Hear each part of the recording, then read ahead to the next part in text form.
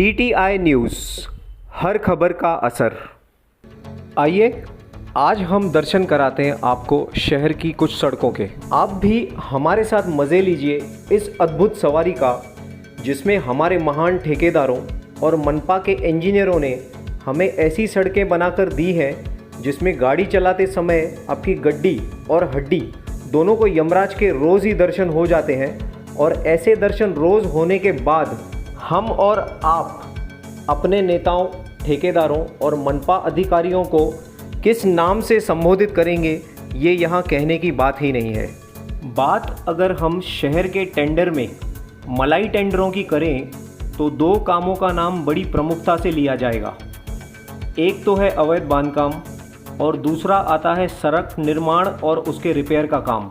अवैध बांधकाम तो फिर भी अवैध है, पर सड़क निर्माण का टेंडर एक ऐसा काम है जिसमें बड़े पैमाने पर धांधली होने के बाद भी क्लीन चिट दे दी जाती है, या फिर किसी न किसी अफसर या नेताओं द्वारा ऐसे घटिया स्तर का काम करने वाले ठेकेदारों को बख्श दिया जाता है। बात साफ है, या तो ठेकेदारों के सामने किसी की चलती नहीं है, या फिर शहरवासियों को मनपा में पनक पर ही गुटबाजी का परिणाम हर साल निरंतर भुगतना पड़ता है।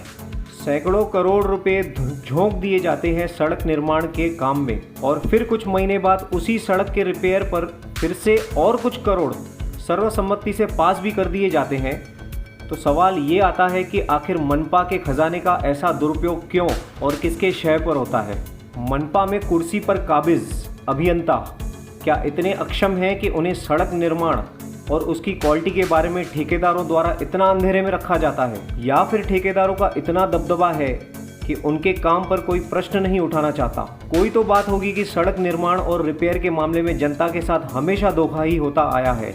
ये जांच का विषय है, और शायद यही वजह है कि जनता के पैसे से भरे हुए खजाने को इस तरह बर्बाद करता देख अब जनता किसी भी टैक्स में सहयोग नहीं कर रही, फिर वो अभय योजना जैसी बहुउद्देशीय और बहुप्रतीक्षित योजना ही क्यों न हो।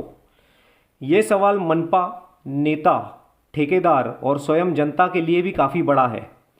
इसी मुद्दे की अगली कड़ी में हम ठेकेदारों और उनकी कंपनियों के लिए किए कामों का ब्यौरा आपके सामने रखेंगे।